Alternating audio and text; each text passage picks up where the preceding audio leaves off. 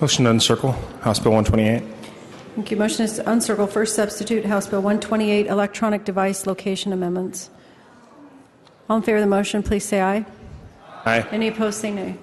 Rule the motion passes. The bill is uncircled. Representative Wilcox. Motion to amend. It's in order. House Amendment number 1. It's on the system. Yeah. Go ahead. I have that. Go ahead. Thank you. Change the effective date to July 1st. Makes it easier for the courts to implement with e-warrant and enhances some of the liability information of the bill. Thank you. Is there further discussion to the motion to amend? Seeing none, would you like to sum? Waive. Summation is waived. The motion to amend is amendment number 1, dated March 3rd at 9:58 a.m. All in favor of the motion to amend, please say aye. Any opposed, say nay. Rule the motion passes. The bill is amended. Representative Wilcox to the bill. Thank you, Madam Speaker. First substitute House Bill 128 represents the merger of the technological world and a modernization of how we handle digital warrants. As you know, if each of you happen to take a look at the PDA in your hand, your smartphone, can there be any question now that our personal effects and papers are now housed in these digital devices in our pockets? As you'll know, your email, your sensitive documents, your pictures. We just dealt with some sensitive information being transmitted on these things earlier in the session. But the argument that we're proposing is that this information that we have on our tablets, on our handheld devices, is the current definition of our papers and effects. And as such, they should require a warrant. In fact, under the Fourth Amendment to the Constitution, they do require a warrant. And how we treat them in those situations need to be recognizably streamlined so that they recognize the need for probable cause and that process to go through in order to search those. Now, modern technology right now, I sent you all an email with a little bit of some information earlier this morning on this bill. Law enforcement right now has the ability to, yes, get a warrant for this information. In fact, most of the time that happens.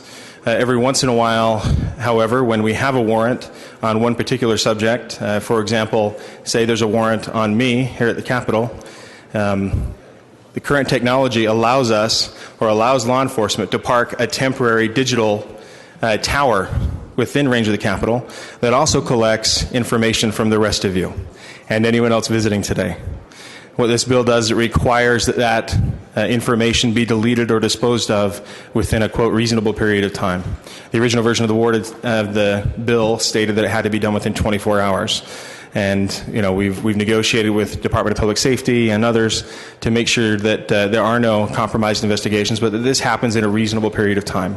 We also allowed for extensions of notifications. In fact, notification of a warrant in a physical process has to happen. If they serve a warrant at your home, they have to leave that warrant at your home, declaring what the warrant was for and what was confiscated. If that happens in the digital world, then right now there is no requirement of notification. That generally happens at the end of an investigation, but it doesn't happen like it does with a physical warrant. Our argument is that that shouldn't be such a discrepancy. So we've allowed for unlimited extensions of notification. If a judge declares that there's probable cause and there's a justification for that extension to be granted, then that can happen for an unlimited amount of time. But what we're saying is that the innocent, those who are collected that aren't the target of the warrant, should not be retained, and that those that are the target of the warrant should have reasonable notification. And with that, I'll submit for any questions. Thank you, Representative. To the bill, Representative Handy. Thank you, Madam Speaker. I just really want to commend the good sponsor for this. Just to mention in committee that he did a marvelous demonstration for us about what all of the private information that we're all carrying around. And then we heard some amazing testimony from individuals who work in the security area.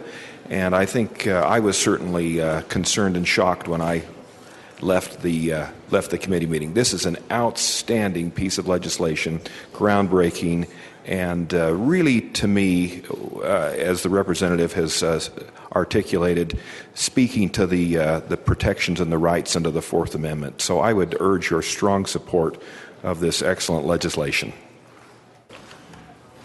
Representative Greenwood. Thank you, Madam Speaker. Would the sponsor of the bill yield to a question? Representative Wilcox, will you yield? Certainly. Go ahead. Madam Speaker, I'm going over the tracking sheet from a number of agencies, one specifically with the Commission on Criminal and Juvenile Justice, as well as the Law Enforcement Legislative Committee. And I was wondering if the representative with this amendment is, before this amendment, they oppose the bill. I'm wondering with this amendment if the representative knows that they would now support the bill. I don't know for sure if they would support the bill now. It's certainly something that they asked for at the last committee hearing that we agreed to. I haven't asked them to endorse the bill with the amendment. Okay, thank you very much. Seeing no further lights, Representative Wilcox. Thank you, Madam Speaker. I think we all understand that things change over time, and that certainly the digital version of our papers and effects that are guaranteed to be protected under the Constitution have taken a different shape. Yet the right of the people to be secure in their houses, digital, in their papers, and effects against unreasonable searches and seizures is pretty plain language that we can all understand. Our constituents understand it. We've definitely seen abuses throughout the country, and while the studies that we've looked at don't indicate that we've had those abuses here in Utah, there are some cases that are pending right now in our court system related to this issue. So I look forward to your support as we work to find a way to both ensure the privacy of the innocent as well as to bring our code into modern day language. Thank you. Thank you, Representative. Voting is open on first substitute House Bill 128.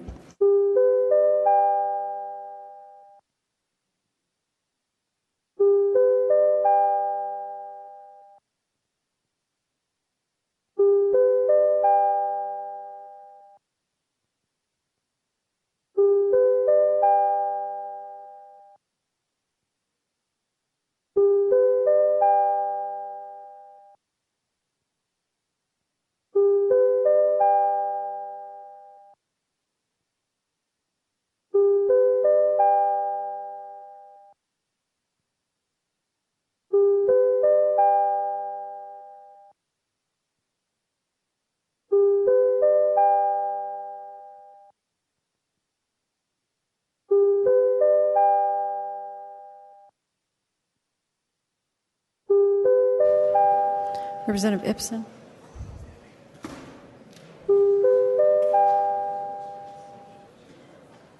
Representative Ibsen. Appears that all present have voted. Voting will be closed. First substitute House Bill 128, having received 71 yes votes, 2 no votes, passes. The House will be transmitted to the Senate for its consideration.